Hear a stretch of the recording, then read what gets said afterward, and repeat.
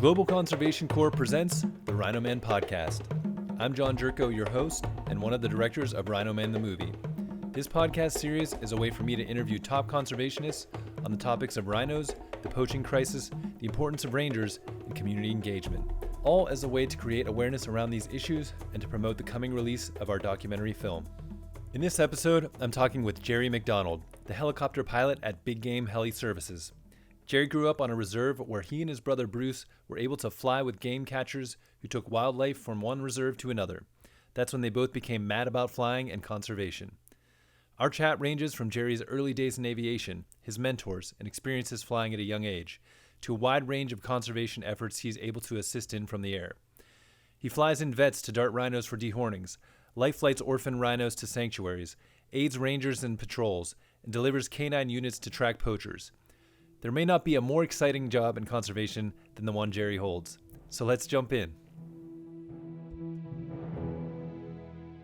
All right, welcome, Gerry. Really appreciate you doing the Rhino Man podcast with me. You just got off of the helicopter. What were you up to? Thanks, man. Thanks for having me. We were just on a routine patrol. There's been a lot of poaching and a lot of incursions of late, and it's just a sort of late afternoon patrol, just in case anyone was in the area. They would tend to normally scare them off or just get their attention, really. Yeah. How's a routine patrol work for people that don't know? Are you coordinating with rangers on the grounds? Or are you kind of following the fence lines? Yeah, so how it works normally is, generally the guys on the ground, if they pick up tracks, they'll normally try and follow the tracks themselves, because if you get the helicopter in too soon, you tend to scare the guys off. We'd like to really catch them. Once they've got a really good track and they know it's fresh, they can either get hold of me or my brother Bruce with a fixed wing, and then what we can take dogs with us as well. The dogs seem to work really well. And then obviously we will chat to the guys on the ground and support them with top cover and aerial cover. Yeah. So do you actually carry dogs in your helicopter? We do. It's actually working really well, and we're doing a lot of dog training of late, just for the guys to be able to get in and out of the helicopter quickly. And the dogs actually tend to really love the helicopter. So when you land, they just jump in themselves nowadays. It's pretty cool. And it works really well, because you can sort of leapfrog and get ahead of the poachers and pick up tracks really quickly. And it's been a game changer. It really has. Yeah. I imagine for the dogs, they're like, this is an adventure for them. So they're probably absolutely excited. No, they actually love it. Yeah, and they've been working really well. In conjunction with the wildlife college. We use their dogs, and a couple of the reserves have got their own dogs, which we've been involved with some really good training. So it's been a good exercise. Yeah, that's good news to hear that they're doing so well. I've seen some of the dogs at the wildlife college, and they have an amazing program there, training all of them, and some really cool rangers working with them as well. So absolutely, yeah. What are you flying these days? What's your helicopter? The choice of helicopter for us here in the bushveld is a Robbie 44, Robinson R44. And the reason for it is it's just such a reliable, multi-use helicopter. We can do pretty much anything from game work to any type of work, really. And it seems to work really, really well. What's kind of unique about it, I guess, in terms of qualities? Because I guess most people probably don't know anything about helicopters. So from your perspective, what does it allow you to do? Okay, it's pretty limited in some instances because it's a bit smaller than the bigger ones, but we can get in anywhere. You can pretty much land any confined area. So if the ranger calls me, I can land pretty much anywhere. We can pick guys up, drop them, pick dogs up, drop them, and they're just so versatile and just so reliable. And they've proved themselves, really. It's the choice for us at the moment. Actually, you were the first helicopter flight for me when I was out there. It was almost 2 years ago now, a year and a half ago. And I was just impressed by how maneuverable that helicopter is. And I mean, your skill is amazing, just to be able to like move around the trees, and it's such an interesting perspective being right above the bush there. You see so much. And I think we saw a leopard running. I remember that. Yeah. Some elephants. I mean, it's a really cool perspective. No, they're amazing, and it's basically the eye in the sky, so it really works well. Yeah. Can you give everyone that's listening just kind of an idea of the work you do? I know we just kind of jumped into it, but what are you doing right now? What would you say your job is? If you met someone new, what would you tell them you're doing? Geez, it's quite a broad sort of spectrum. But I'd like to say the best way to explain it is I'm a conservation pilot. So pretty much anything to do with conservation. That could be like would be rhino dehorning. It could be elephant and buffalo movement to relocation to reserves. Any like injured rhino, we get the vets in and we dart them.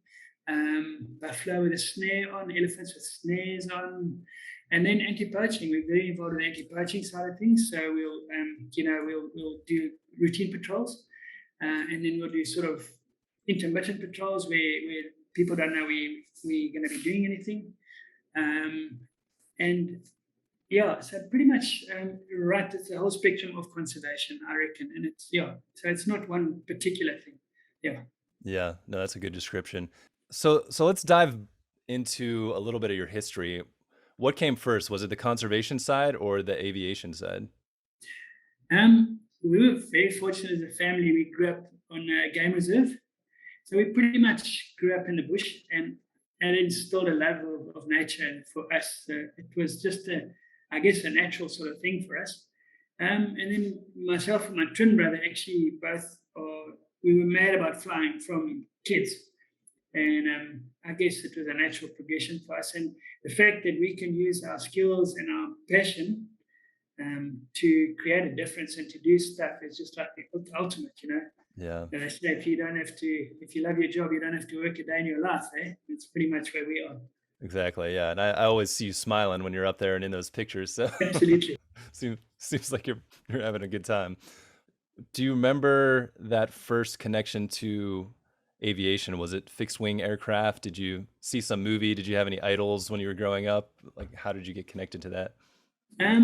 My father was quite involved with game capture at the time. So we used to catch game and move them to other reserves and relocate them. And we used to get pilots in to come and fly for us. There we sort of fell in love with this. And then later on we decided, if these guys can do it, we can do it.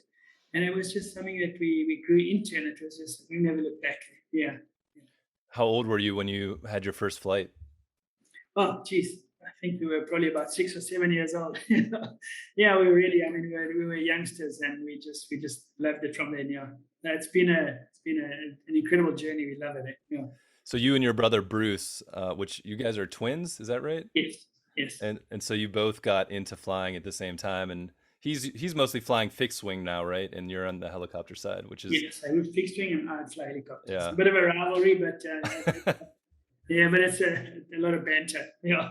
Well, it's fun too, because I feel like in a lot of the situations you guys are in, it's nice to have both because they each kind of perform a different operation in the field. Well, I think it works very well for us because we actually work together a lot. Mm-hmm. So we'll have a fixed wing in the sky providing top cover, and then I'll be lower down either with the dogs or with rangers. And then if we're dehorning, Bruce will be in the sky searching for rhino, and then I'll go in and dart, and he'll keep the visual on the rhino. And then as soon as we're done working, we can get up and carry on straight on, So it's just so much more efficient. And the fact that we can work together is just really special. Yeah. Yeah, it's so cool. Yeah, it's like a family business, and you both are having the time of your life doing good in the world. So yeah, we try, man. Yeah. Yeah. When did you have your first pilot lesson? Like, how did you learn to fly? What was that process like? Oh, geez, it's a while back, I guess, 30 years back. But it was just, it was pretty easy. We always used to fly with the helicopter pilots, and we used to take control, but we didn't have a license. So when I went to do my license, it was pretty easy. The guy said to me, "Gosh, you sure you've never flown before?" So we actually flew through it and got our licenses. Well, I did, and Bruce as well. Because we'd flown before, Mm-hmm. so it was pretty easy for us. Put it that way. Yeah. So it was a little non-traditional. You were just kind of out with pilots so often that they would give you the controls and let you feel it out a little bit, and exactly. Yeah. Kind of like how most people learn how to drive a car on the Exactly. Yeah. That's a pretty cool experience. Was there a rivalry between you guys as you were starting to learn how to fly? Yeah, sort of, but not. I mean, it was always just in jest, just a Yeah. funny thing. Yeah, but and still is today. Yeah, yeah, yeah. Yeah, Have yeah, some but fun with it. always, yeah, yeah, that's great. Were you flying for conservation pretty early on once you got your license? I was very fortunate. When I started flying, I went straight into conservation. A lot of guys didn't get that opportunity because they went and did all sorts of other jobs. I was very fortunate to get straight into it at a very early age and a very so for me it was what I wanted to do, and I guess I had the right context at the time, and it's not what sometimes it's who and I was just very fortunate to be involved with certain people, and it's made it a lot easier for me. Yeah. Do you mind saying when you started flying for conservation and give your thoughts on how things have changed, I guess in just kind of the bush in general, but also around the poaching crisis, like how have things developed over the years since you started doing this work? Okay.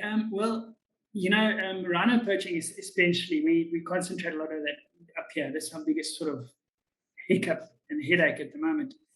It went through a phase, I guess, 15 to 20 years back where it wasn't that bad.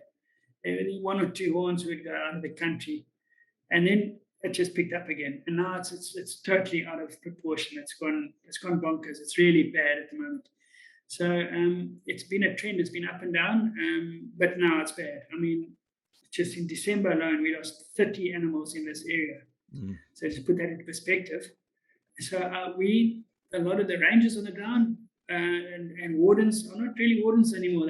They're security managers. So I reckon conservation in itself has changed a lot. The wardens and the rangers have become security managers Yeah. more than they are game rangers and wardens, to be honest with you. So the trends, and even for us, we on a quick reaction for any sort of unusual thing. So if there's a rhino down or poachers in, we got to respond within like 5 or 10 minutes. Hmm. So that's changed a lot. I guess, yeah, in essence, we become security managers in a sense, I guess. Are you kind of on call 24/7 then? I mean, if someone calls you up and like we've got an emergency, you're running out to the helicopter. Oh yeah, so even at night, we've started flying at night now, and but when we finish work in the afternoon, you make sure that the helicopter is refueled, because if you have to leave early in the morning, you just your pre-flight's done and it's refueled, and you can pretty much get out quickly, because we have a saying here, we have a golden hour, and if you can't get there to a certain area within an hour, you basically you won't get the operation working, because it's just too late. These guys move so quickly. Yeah. I think around 2008 is when it really started to take off, the rhino poaching, and it hit like a peak maybe around 2014, 2015. And then I know I've talked with a lot of people, and they say that it's gone down in some years, but I'm wondering, like, more recently, I think it's slowed down a bit during COVID, maybe just because it was harder to move around, but now as things have opened up, it seems like it's picked up a lot. What do you think, it's almost back to those high levels that it was before? Is it getting to that point? Yeah, if I look at the trend and the animals that we lost in the last 6 months, definitely, it's picked up really hectically at the moment. Yeah, and I guess, well, we've heard that the reason for this is because there's been a huge spike in the price in the Asian markets. Mm. So the risk, and the reward. I mean, the rewards just far outweigh the risk. So the people are just keen to do it now. So yeah, it's a problem. It's a huge problem. It's actually picked up to bad levels right now. And the arrogance of the guys coming in, and they just, it's crazy. We're dealing with a next level poacher on the ground now. These are not Mickey Mouse guys. These guys have Mm. got good training, and they know their stuff. Yeah. Are they trained locally, or are these guys coming internationally, or what are you seeing right now? So what we're finding is that a couple of them are ex-RHINO, which is ex-Mozambique military, Hmm. and they normally one of them come in, and then they pick up one or two South Africans. So generally, the trend is maybe one or two Mozambicans with a South African, or one, or either or, but there'll always be one guy from that side, that's really well trained, and the other guys sort of tag along. but yeah, they're pretty sharp. I got you know, it's not Mickey Mouse guys on the ground anymore like it used to be. Yeah. And are they mostly getting out through the fence line, or are they heading back towards Mozambique? Or It depends which area they're hunting, but of late, the last couple, straight back to Mozambique. Yeah.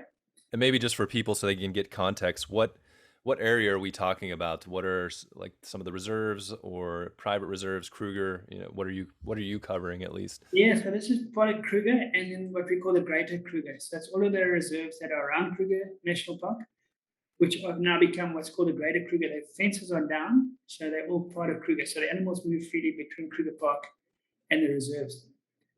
So that's what we call the Greater Kruger. And then they come through Kruger National Park, and the Kruger National Park borders on the Mozambican border. That fence is pretty much non-existent because the elephants keep trashing it. So they can walk through South Africa straight through to Mozambique pretty freely, to be honest with you. And it's such a huge, vast area to patrol. I mean, you'll never patrol that whole area, so it's pretty easy for these guys to be able to get in and out. Yeah, and I can't remember the numbers, but it's when you see the amount of rangers per hectares, it's almost seems like an impossible task. So, Yeah, it is. It really is. Yeah, yeah. and definitely, I'm sure your air support and your brother's air support and others definitely helps because there's no way to cover that kind of land. No, absolutely. It's a very important tool, and without the air support, it's a losing battle. Honestly, yeah. What's your connection or thoughts on the importance of rangers, and especially like Rhino Man is the film that we're putting out later this year, and we really focus on trying to show the human side of the rangers. But I feel like, when I went out on that flight with you, we had Fedric, one of the TPNR rangers, and we were working on another project. But I felt like you had a really great connection with them and spoke the local languages, Chitsonga, and yeah. So I just kind of curious about your perspective on the rangers and your connection to them as well. It's a very important part of the whole thing because you have to connect to the guys and you have to build up a trust and a relationship with them. That's very important. The guys are really good, and I mean, they're spending hours out on foot, sometimes in like 45, 50 degrees days, scorching hot, and then in the rain, and it's a tough job out there, and they spend days on end sometimes out there and walking after poachers, so they're really dedicated, and we're just lucky that some of the reserves have such dedicated people. It makes all the difference in the world. And if you have good rangers that you can rely on, oh man, then it's the way forward, honestly. Yeah. Yeah. How many languages do you speak, Gerry? I speak 7 languages. Wow. Xhosa, Zulu, Venda, Shangaan, Swati, English, and Afrikaans. Yeah, fluently. Yeah. That's pretty impressive. How did you get interested on that side of things? I mean, it's one thing to maybe learn an extra language, but you've gone pretty deep. Yeah, I guess because I worked in the bush my whole life, so I've always worked very closely with the guys, especially the guys on the ground, and I certainly have a flair for languages, I guess, but it just makes my job so much easier if they can understand me, and and vice versa, and you get a little bit more respect because you've made the effort, Yeah. So yeah, it's been a great asset to my toolbox, put it that way. Yeah. For sure. That's pretty incredible. I just started to learn the teeniest bit of Chitsonga while I was there, but kind of have to be immersed in it to really start to absorb it. Yeah, you can pick up a few phrases and words and you can get a long way. You can come a long way with those words there. Yeah. Yeah, for sure. Yeah. I feel like your job is unique in that, a lot of people working in conservation, they're maybe on one reserve or working in a very specific area, but you're working with so many different reserves, so many different types of operations. Can you kind of talk to that and what that experience is like? Because I feel like you have a wide network just because of the way you operate. Yeah, absolutely. So we work. You're familiar with GKF. You did a bit of work with them with Sharon and them. So maybe explain that just briefly so people understand that are listening. Okay, so GKF is a Greater Kruger Protection Foundation, basically Environmental Protection Foundation. And what they do is they provide aerial support for all of the reserves. And also they train the rangers. They're quite involved with the Wildlife College now as well. And so it's basically creating awareness, providing funds for the reserve.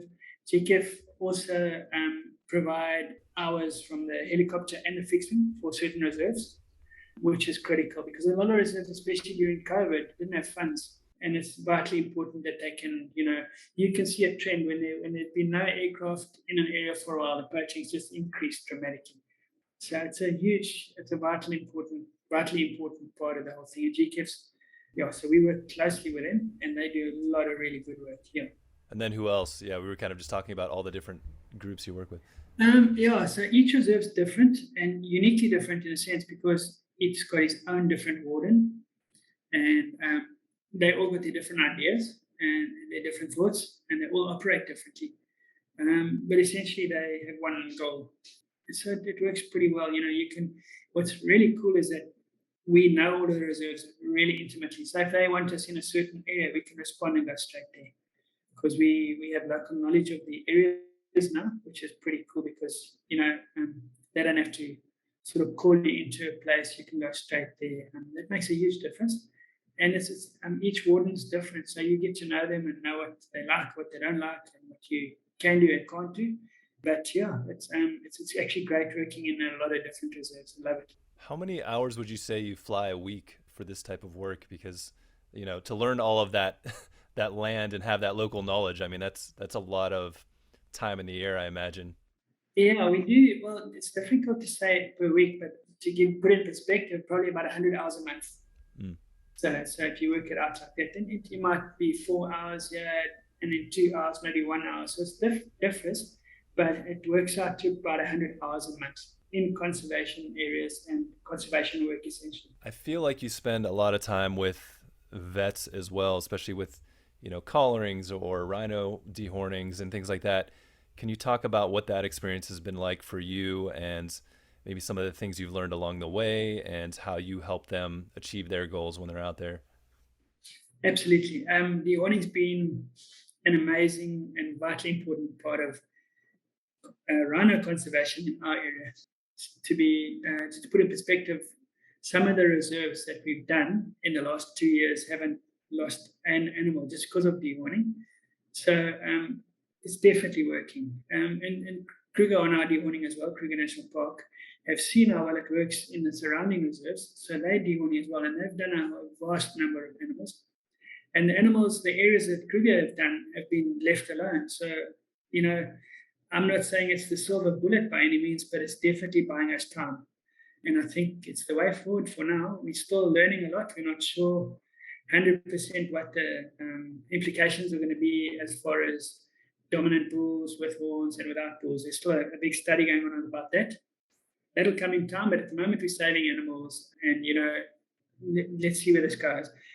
Dehornings, it's every animal you do is an emotional roller coaster. You look at this animal with this beautiful horn and it's lying there and you come in there and you cut this horn off and if you don't feel any remorse or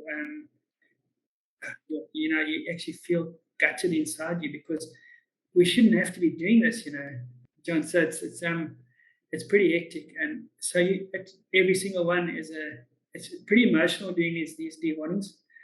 I'm not going to lie, but we realize it has to be done because if we don't, we're going to lose all of these animals, So yeah. Can you talk through that process in more detail for someone that hasn't experienced one? I had a conversation with Anna from Rhino Revolution a week or so ago, and talked about it a little bit. But from your perspective, what's that experience like? And I also have seen you kind of get your hands dirty. You'll get out of the helicopter and actually help with the process. So maybe talk about what your process is like. Okay, so how it actually works, we send the fixed wing up to look for horned animals in a certain reserve, and then Bruce essentially it'll normally be Bruce. He'll call us in. I'll take a vet up. He sits behind me in the helicopter with his dart gun, and then we'll get the ground teams close to the animal. We're trying to try and minimize any risk of the animal going down into a bad area. We've worked out exactly how long the drugs normally take. So I can work out, okay, this animal's going to take 3 minutes to go down.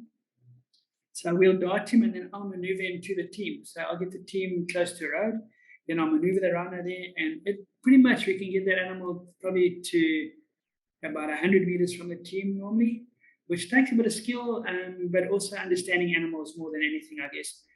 But before you move on, I've heard that sometimes there's a 6 pack or a case of beer on the line for depending on how many of these guys you can get next to the road. Yeah, yeah.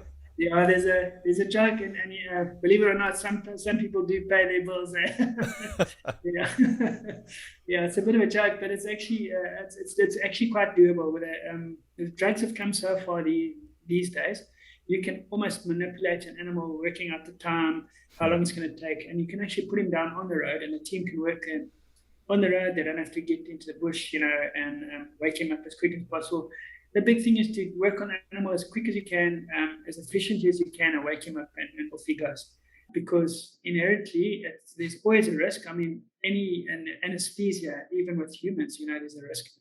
And you wouldn't know if that animal had a heart defect or some defect, so there's always a risk. So what we do, we'll stabilize the animal quickly. What our vets do, they put him on oxygen just to help. So they'll have an oxygen canister, which we put into his nose, which just increases the oxygen levels, and it makes a huge difference. The vets will then measure where they cut. They'll cut as quick as they can. We grind it just a little bit just to shape it. And then what we do is we wake it up as quick as possible. And if there's a calf with it, a little calf, we normally dart the calf as well, because what happens is the calf can maybe run away, and then they don't find each other. So the reason for darting a calf is we wake the mom with a calf together, and off they go together, just minimizing the risk, because if that calf runs away, it might not see its mom again and gets eaten by hyenas or lions. So, there's a lot of variables that go with this operation. Yeah, for sure. Yeah, I was on one of them, and it's just kind of incredible to see everyone come together as a team logistically and make it happen. And yes, it's great. It's fantastic. And I definitely, I love to get involved. It's part of what I do. So, yeah, hands dirty. how many can you do in a day on an ideal day? We've done up to, on a really good day, we've done up to 22 to 23 animals on a day. Wow. So it's depending on the concentrations, and then depending on the terrain. If the terrain allows, if it's pretty open, we've done 4 to 5, we've done 5 animals in one spot. So what I'll do is we'll get the vet, and I'll dart all of these animals, and I'll keep them all together, and then they'll all go down together in a bunch, and we can dehorn all 5 and wake them all 5 up, which is pretty cool. We've done that, and if the conditions allow it, it's pretty risky. But then what we do is we have 2 vets on site with us. It's never just one vet, and they sort of help each other, and it works so well. Yeah, so it's very doable. Yeah, that's impressive. And I imagine I'm going to try to get some vets on the show as well. But how far are you typically away when they're shooting the tranquilizer dart? I mean, that's got to be a skill that they have to develop as well. Yeah, we're pretty close. I reckon just below treetop level. So we can be up to, I reckon, probably 5 to 6 meters away from the animal at any given time. That's pretty close. Yeah, so it's pretty low. Yeah. Depending on the trees as well. If the trees are a little bit taller, the guys have a setting on the dart gun, which they can, set it weaker or harder. So if we have to dart a little bit further because of trees and stuff, sometimes we'll be a little higher, but it depends on the terrain. Yeah. Yeah, it's such an interesting operation. What else, other than rhino dehornings, what else is, I guess for you, kind of one of the more exciting parts of your job? It's difficult to pinpoint one. Tomorrow morning, I'm actually collaring an elephant for research purposes. Elephants are lovely to work with. They're amazing animals, So, we can take a collar off one of the elephants, and we're going to put a new one on because the batteries stopped working. And they've been followed for years and years, So people have sort of drawn up a database of these animals. So it's amazing research that's been happening. Some of these animals have moved right through into Mozambique, and they've been able to monitor them and follow them. So it's been an incredible stuff. I do a lot of game capture as well, where we herd these animals into corral, and then we'll move these animals to different game reserves, that needs to be restocked, and some reserves are overstocked. So that's also a management tool, a big conservation tool as well. We do stuff like that as well. So so much stuff that it's interesting. It's crazy. I love it though. I must be honest with you. Yeah, and I think I've seen you do some maybe transects as well, which is like counting the wildlife Yes, and taking people out yes, there. we And do. yeah, it's Yeah, just every year we do that. That happens normally in September when it's dry, when the leaves have all dropped. mm, Yeah, yeah. And the guys can work out their stocking rates and what they should take off and possibly what they can add. yeah, yeah. From all this experience you've had, I mean, it's if I could go back and I was into when I was young. Top Gun was one of my favorite movies, still probably is, and wanted to be a fighter pilot for a while. But between my eyes and how tall I am, that was probably unrealistic dreams, anyways. But for young people growing up, how would they even? Do you have any advice for potentially getting into some kind of work like this as a pilot? Follow your dream. Absolutely. Follow your dream. If you want to do something badly enough, you'll do it. I think possibly the most important thing is in this industry, link up with someone that is in the industry and try get in because you're not going to get into this industry if you don't know anyone. So potentially maybe get to know some people and link up with them, and they'll put you in the right direction. And if you're passionate enough, they'll give you the gap. That's for sure. Yeah, Yeah. definitely. Yeah. Do you have any influences growing up, and either in conservation or the aviation side that you always looked up to, or maybe it was just those pilots that you kind of grew up with, but who stood out and kind of helped drive you to want to do this? Absolutely. Now there was a guy by the name of Keith Coppin. He was a pioneer in game work as far as helicopters goes. He was an ex Air Force guy, and he basically pioneered the sort of helicopter game work side of stuff. He was a bit of a cowboy. He eventually was killed in a helicopter, Mm, but he was an amazing, amazing guy, and he did some really cool stuff. Yeah, I guess he was one of my mentors. Yeah, and that's where it all started. yeah. I feel like there's so many different things we could go into, but do you have any stories maybe in this past year that stand out from being out there in the bush that kind of come to mind that you'd be able to talk someone through? Jeez, yeah, we see some amazing stuff, and we see some pretty gory stuff. And Mm, I think the one thing that sticks in my mind, which was like you can't get it out of your mind. We got into a scene. I was actually flying with my brother Bruce. We were doing a patrol in his aircraft, and we found a rhino that had been poached. And there was a hyena eating on the mother, and the calf was lying next to the mother trying to suckle. oh, And all jeez. around this dead rhino was a bunch of vultures. So picture that scene. You got the vultures, you got the hyena eating the mother who's dead, and you got the young rhino trying to suckle onto the mother which is dead. I mean that scene you just can't get out of your head. Ugh. And then this year alone, we've done possibly we done myself. I've taken 3 young orphan rhino to a company called Care for Wild. I guess you're familiar with them. Yeah. And what we've done is the mothers have been poached. We managed to find and relocate the calves. And myself and Ben Miller, the vet, we've taken these animals, actually put them in the helicopter and flown them all the way down so that they can get there as quick as possible and they're under the best care there. So this year has been pretty rough as far as rhino goes, and Mm. especially rhino orphans. I mean, there's probably been 10 to 12 orphans that have been taken to Care for Wild alone this year. So that's been a big thing. But Petronella at Care for Wild is just absolutely amazing, and she's managed to bring all of those calves through. So it's a really Yeah. special lady. Yeah, Yeah, that's an incredible story. Hopefully, I can get yeah. her on the podcast as well, because Sure, you should add that. we have a scene in the film where we kind of talk about that side of it, the orphans, and it's pretty heartbreaking just to hear the stories, because these are very emotional and social creatures, and Absolutely. I mean, the last rhino we took, we had it in the back of the helicopter. Obviously, I've got the vet topping up all the time, and we flew into the most horrendous storm with this little rhino on, and flying through the rain and this cloudburst and storm and thunder. But we knew we had to get the animal down there. So that was like quite a trip, I got to say. But you at the time you're not thinking. You got to what you have to do, and you just do what you got to do, and it's quite amazing. But I guess that's where where your passion and your drive comes from. You've got to do this. Eh? I guess, what are your thoughts in terms of what needs to happen to stop this rhino poaching, or at least curb it? I mean, there's so many aspects to it, but from what you've seen, what are some of the things that you think are helping? Rhino dehornings are one thing, but ultimately, like, the end goal. I think it's education. I really believe it's education. You got to knock the end user. I mean, to date, not one of the kingpins have actually been caught up in Asia. You've got to get rid of those guys, stop the market, and educate the people that are buying it. That would be the ultimate. That would be where you're going to stop it. The guys on the ground that are poaching here, they're getting a pittance, really, if you think about what the main guys are getting back, where the end user is. So I reckon, it's all, for me, it's all about education. How you go about that, I'm not sure.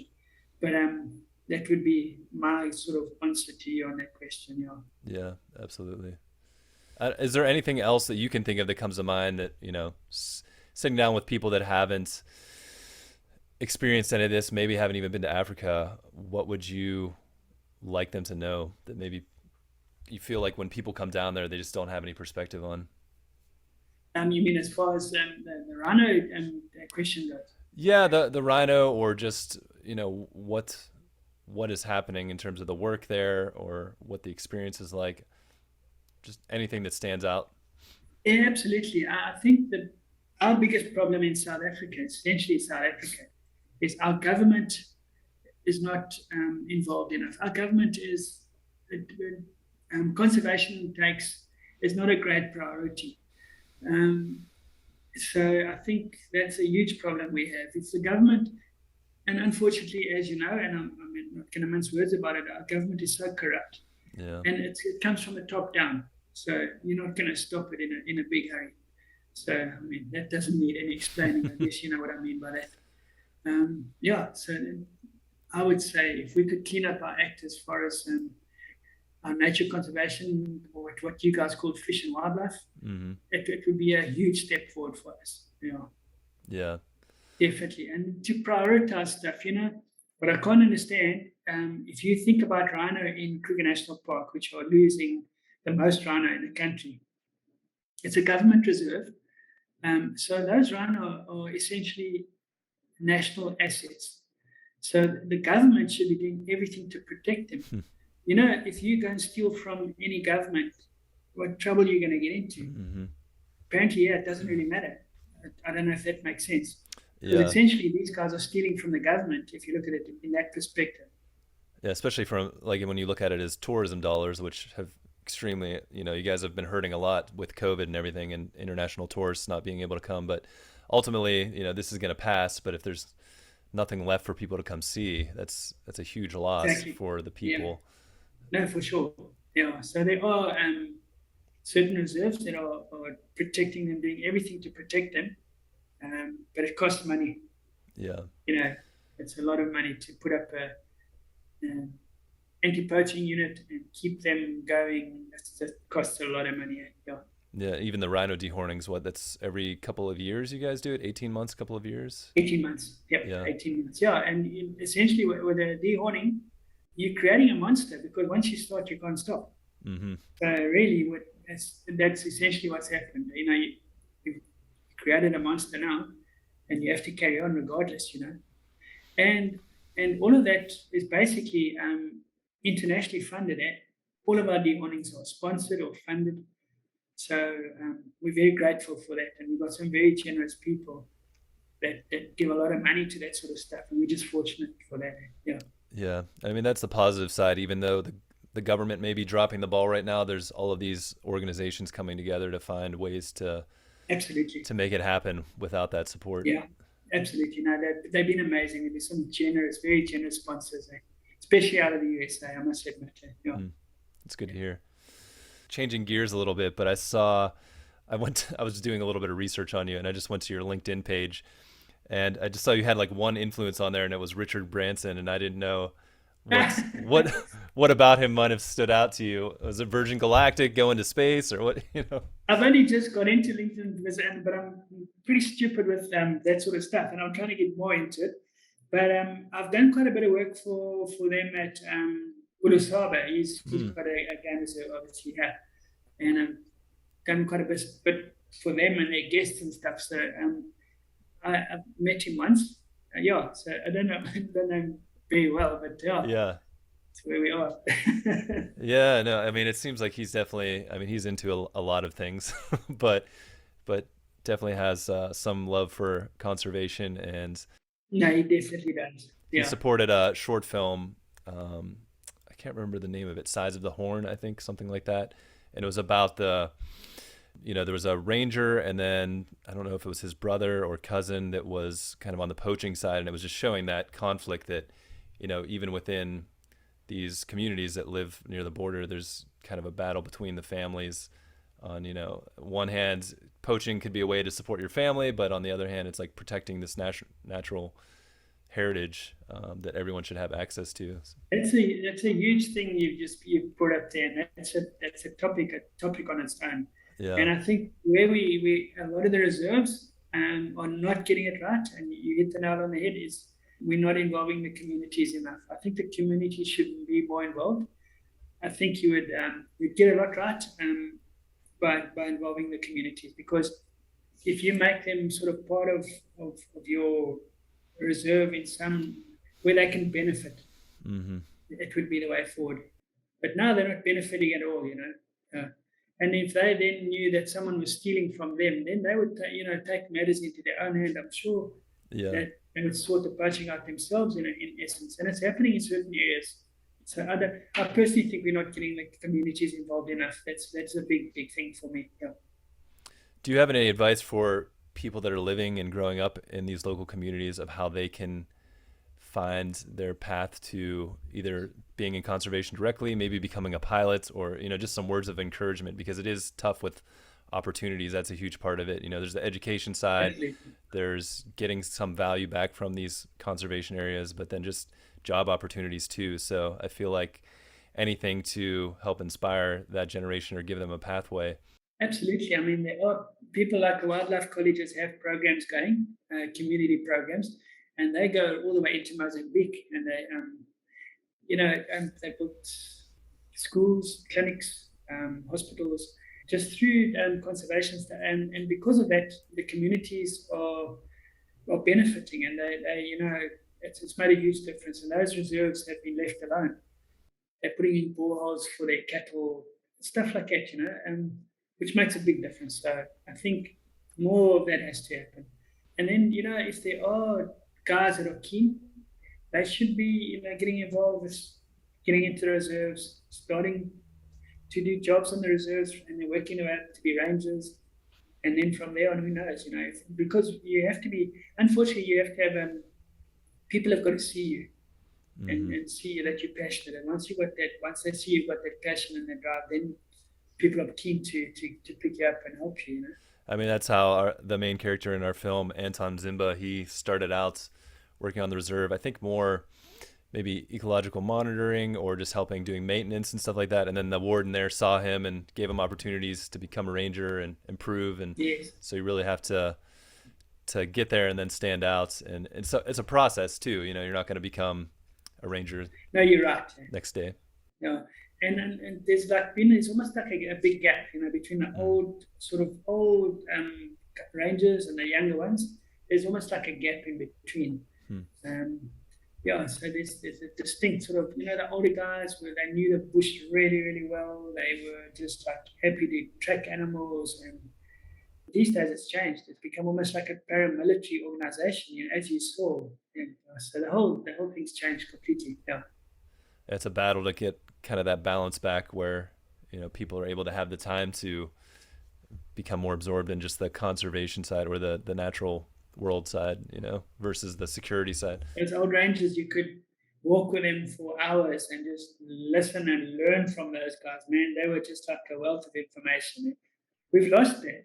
We don't have that anymore. It's that generation's gone there, John. It's actually very sad. Yeah. Yeah. Yeah. Hopefully we can find a way to kind of bring that back. And It could be awesome. yeah. It would be stunning. Yeah. Yeah. Well, I think this has been an amazing conversation. I don't know if you have any final words before we part. No, just from your side. Well, thanks for creating this awareness, John. It's important, that people see what's happening. Like you said, there are not many people that actually know what's going on. Mm-hmm. And so if you can put it out there and show people and let people know what's happening, it's got to get out there. The more people that know what's happening, the more awareness we can create. I think that it's the only way we're going to win this. Yeah, absolutely. What do people have to do to get a ride with you in that helicopter? You just got to be friendly, man. That's all. Yeah. I love sharing my passion with people. So if you're out here, get hold of me. We'll make a plan and make it happen. That's awesome. Yeah. Is there any way people can follow you online?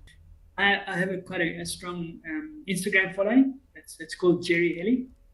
And I think that's probably the best way at the moment. And so I'm still a bit of a techno dinosaur, so I'm still learning that sort of stuff. But Instagram seems to work for me at the moment. Yeah.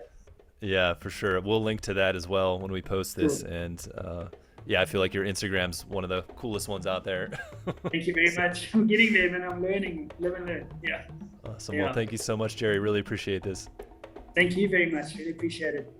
Thank you for listening to the RHINO Man podcast. If you enjoyed this episode and you're excited to see the film succeed, please subscribe and review our podcast on Spotify and iTunes.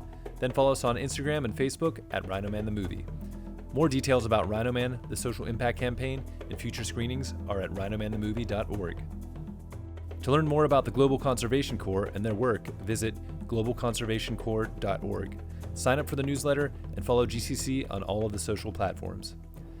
If you like this podcast, make sure to subscribe and catch up on GCC's Voices of Nature podcast, where Bob Ludke interviews a wide range of people who have dedicated their lives to making a difference in conservation. A special thanks goes out to Simone Wilson for the music for this podcast. He's the brilliant composer for RHINO Man the Movie. Learn more about his work at simonewilsonmusic.com. Until next time, I'm John Jerko, and this is the RHINO Man Podcast.